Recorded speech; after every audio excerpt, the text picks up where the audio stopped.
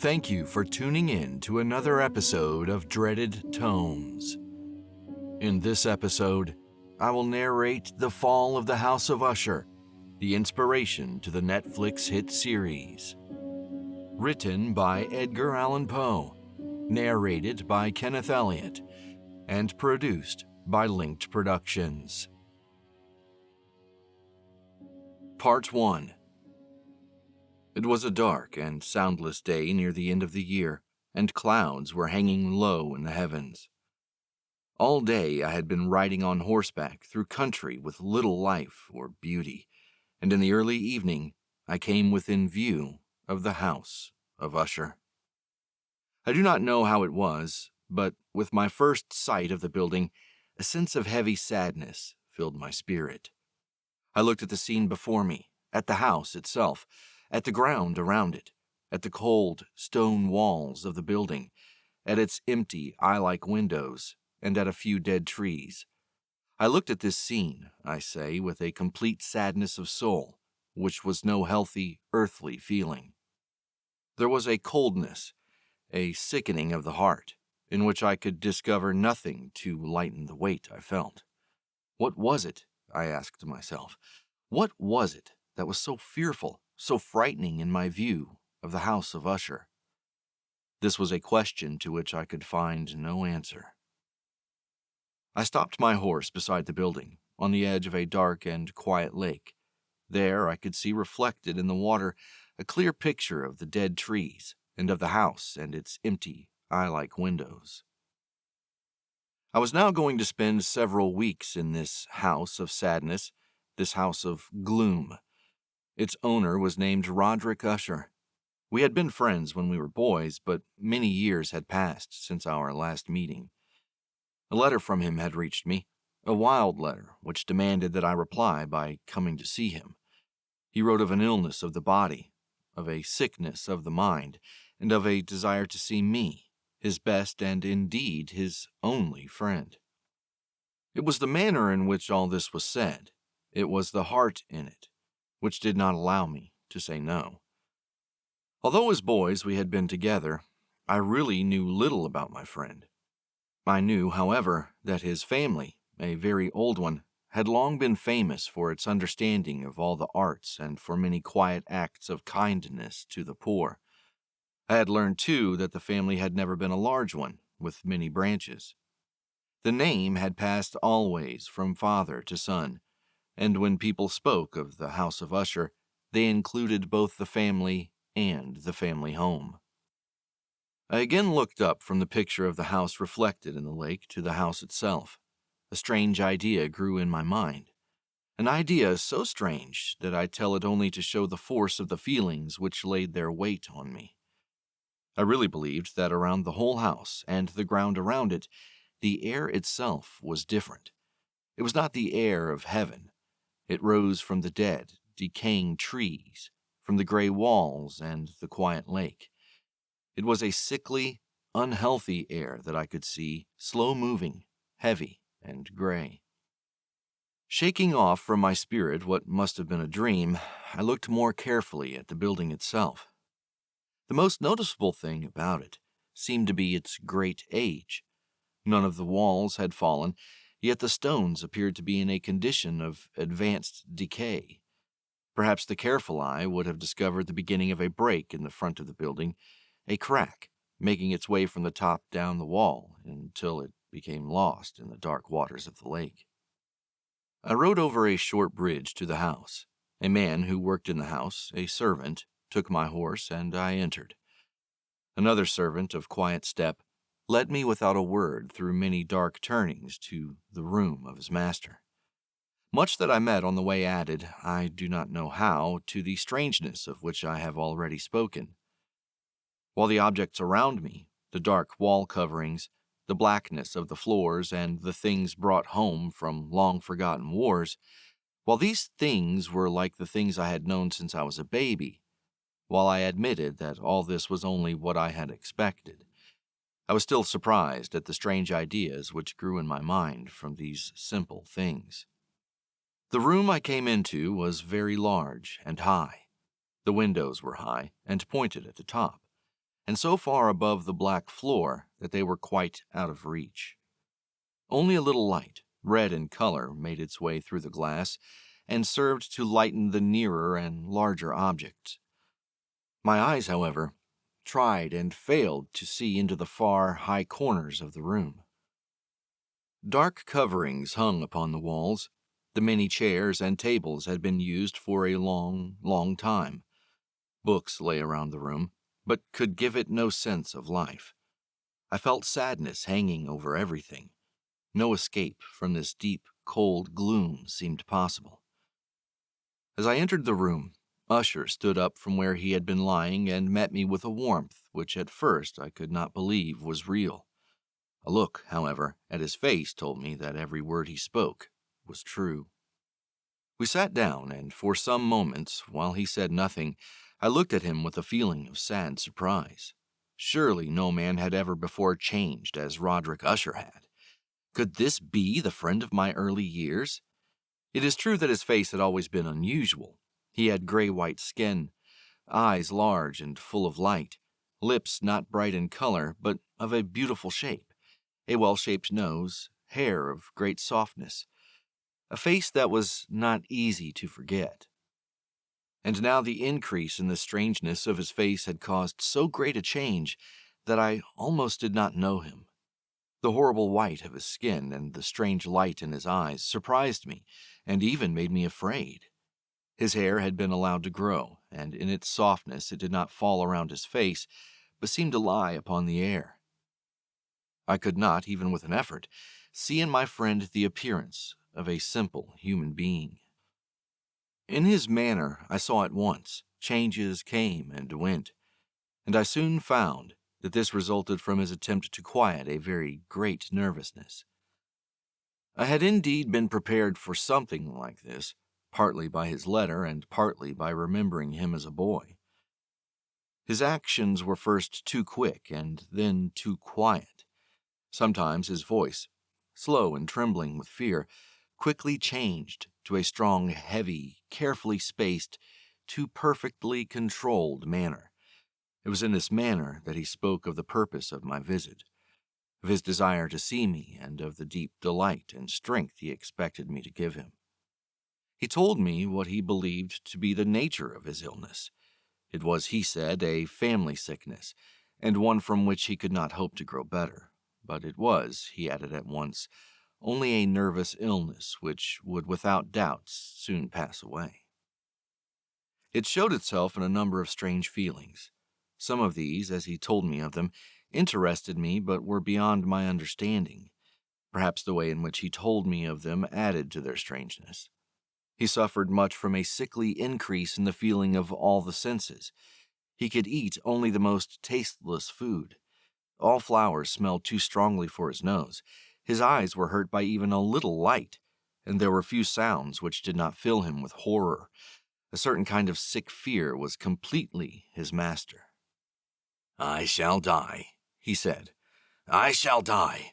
I must die of this fool's sickness. In this way, and no other way, I shall be lost. I fear what will happen in the future, not for what happens, but for the result of what happens. I have indeed no fear of pain, but only fear of its result, of terror.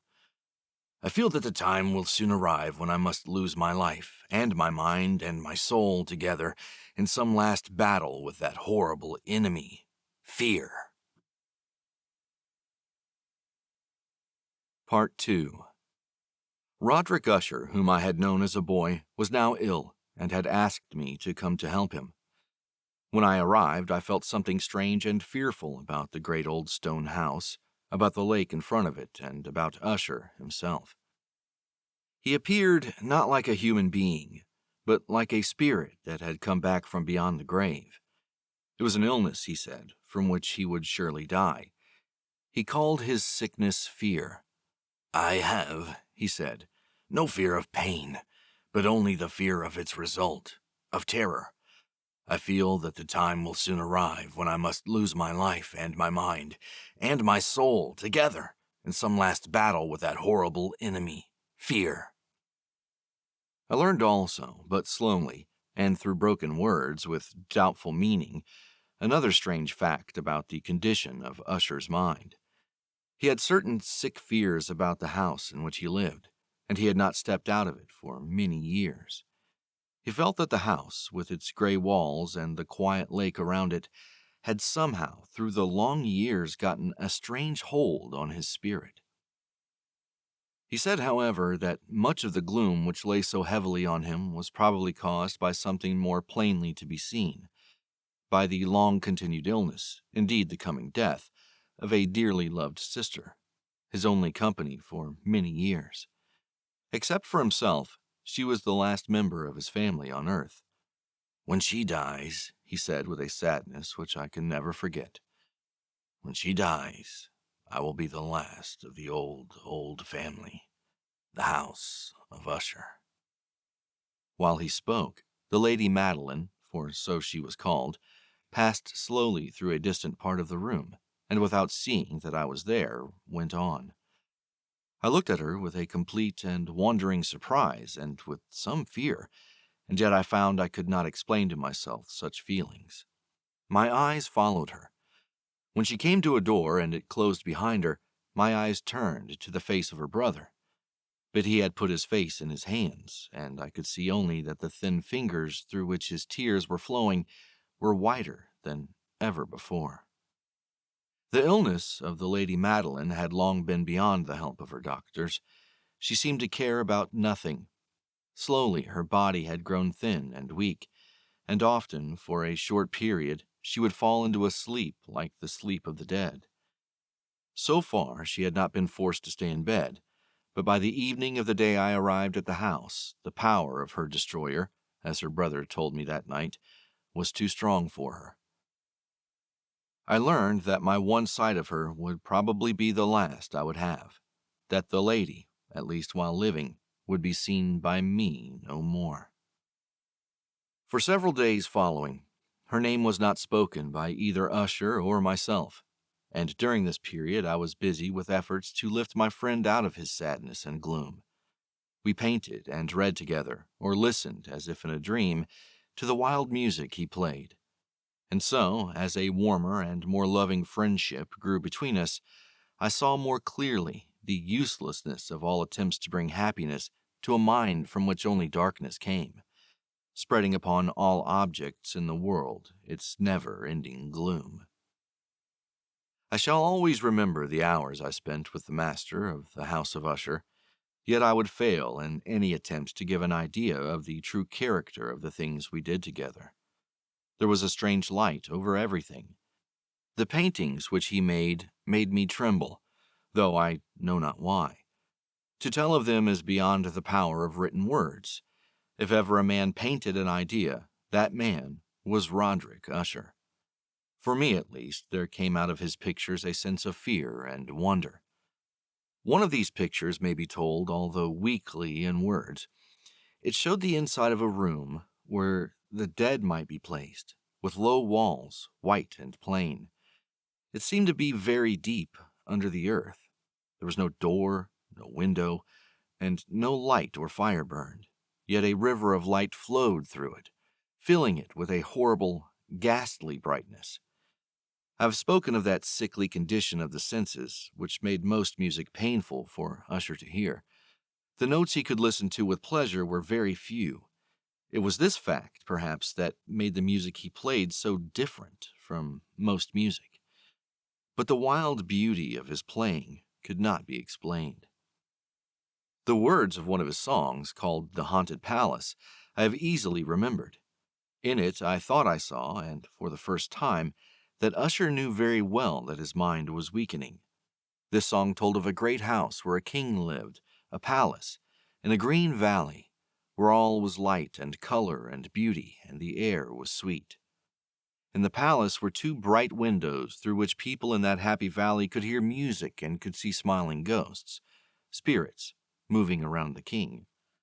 The palace door was of the richest materials, in red and white. Through it came other spirits whose only duty was to sing in their beautiful voices about how wise their king was. But a dark change came. The song continued, And now those who enter the valley see through the windows in a red light, shapes that move to broken music, while through the door, now colorless, a ghastly river of ghosts, laughing but no longer smiling, rushes out forever. Our talk of this song led to another strange idea in Usher's mind. He believed that plants could feel and think, and not only plants, but rocks and water as well. He believed that the gray stones of his house, and the small plants growing on the stones, and the decaying trees, had a power over him that made him what he was. Our books, the books which for years had fed the sick man's mind, were, as might be supposed, of this same wild character. Some of these books Usher sat and studied for hours. His chief delight was found in reading one very old book, written for some forgotten church telling of the watch over the dead. At last, one evening, he told me that the Lady Madeline was alive no more. He said he was going to keep her body for a time in one of the many vaults inside the walls of the building. The worldly reason he gave for this was one with which I felt I had to agree. He had decided to do this because of the nature of her illness, because of the strange interest and questions of her doctors, and because of the great distance to the graveyard, where members of his family were placed in the earth. We, too, carried her body to its resting place. The vault in which we placed it was small and dark, and in ages past it must have seen strange and bloody scenes. It lay deep below that part of the building where I myself slept. The thick door was of iron, and because of its great weight made a loud, hard sound when it was opened and closed. As we placed the Lady Madeline in this room of horror, I saw for the first time the great likeness between brother and sister, and Usher told me then that they were twins. They had been born on the same day. For that reason, the understanding between them had always been great, and the tie that held them together very strong. We looked down at the dead face one last time, and I was filled with wonder. As she lay there, the Lady Madeline looked not dead, but asleep, still soft and warm, though to the touch cold as the stones around us. Part 3. I was visiting an old friend of mine, Roderick Usher, in his old stone house, his palace, where a feeling of death hung on the air. I saw how fear was pressing on his heart and mind. Now his only sister, the Lady Madeline, had died, and we had put her body in its resting place, in a room inside the cold walls of the palace, a damp, dark vault, a fearful place. As we looked down upon her face, I saw that there was a strong likeness between the two. "Indeed," said Usher, "we were born on the same day, and the tie between us has always been strong." We did not long look down at her, for fear and wonder filled our hearts. There was still a little color in her face, and there seemed to be a smile on her lips. We closed the heavy iron door and returned to the rooms above, which were hardly less gloomy than the vault. And now a change came in the sickness of my friend's mind. He went from room to room with a hurried step. His face was, if possible, whiter and more ghastly than before, and the light in his eyes had gone. The trembling in his voice seemed to show the greatest fear. At times he sat looking at nothing for hours, as if listening to some sound I could not hear. I felt his condition, slowly but certainly, gaining power over me. I felt that his wild ideas were becoming fixed in my own mind.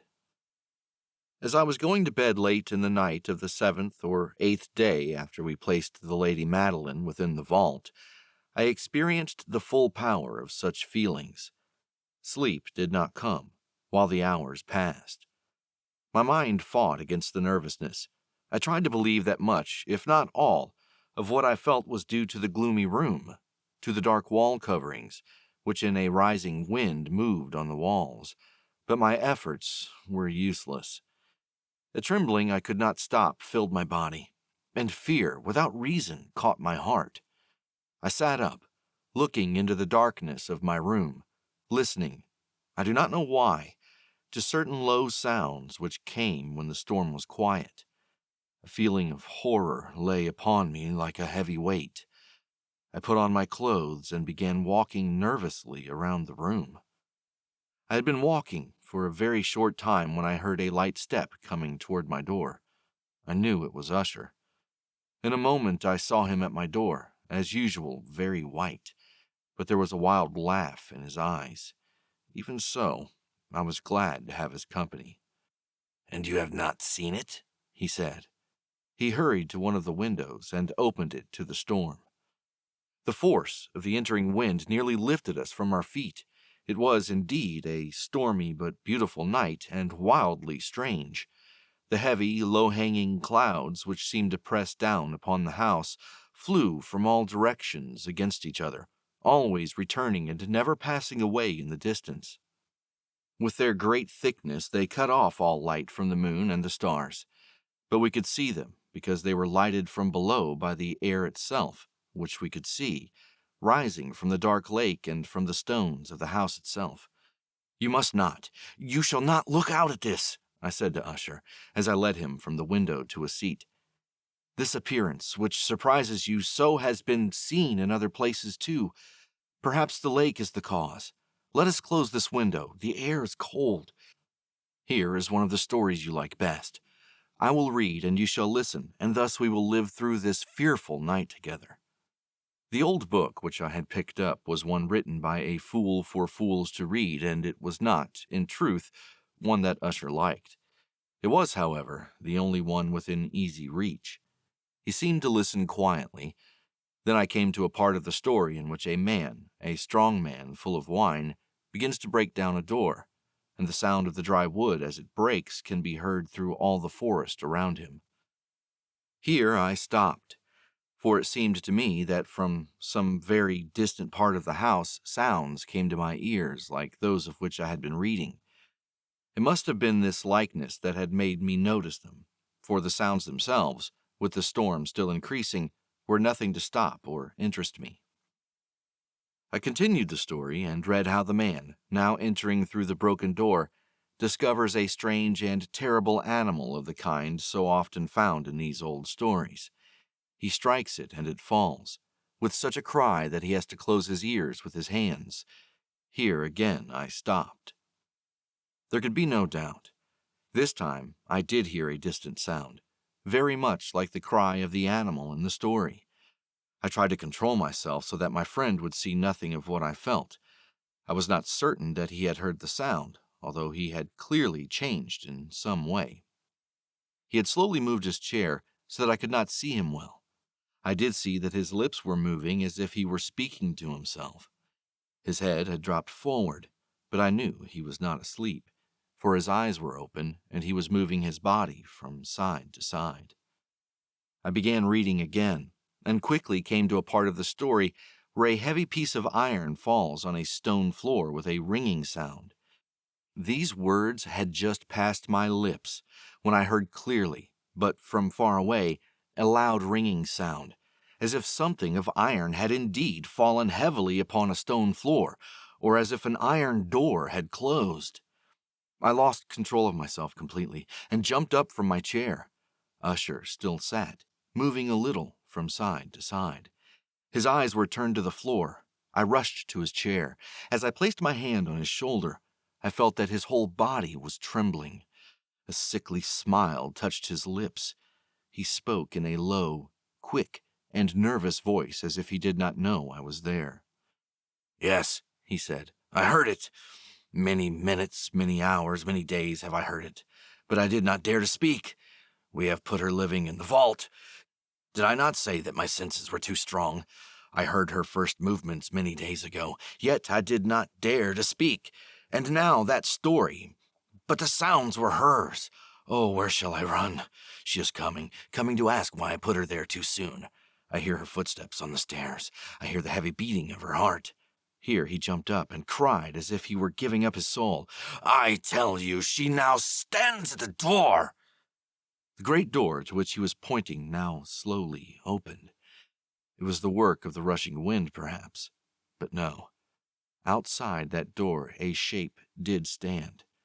the tall figure, in its grave clothes, of the Lady Madeline of Usher. There was blood upon her white dress, and the signs of her terrible efforts to escape were upon every part of her thin form. For a moment she remained trembling at the door. Then, with a low cry, she fell heavily in upon her brother in her pain. As she died at last, she carried him down with her, down to the floor. He too was dead, killed by his own fear. I rushed from the room. I rushed from the house. I ran. The storm was around me in all its strength as I crossed the bridge. Suddenly, a wild light moved along the ground at my feet, and I turned to see where it could have come from, for only the great house and its darkness were behind me.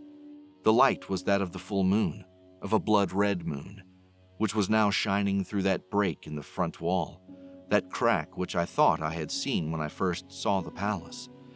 Then only a little crack. It now widened as I watched. A strong wind came rushing over me. The whole face of the moon appeared. I saw the great walls falling apart. There was a long and stormy shouting sound, and the deep black lake closed darkly over all that remained of the House of Usher.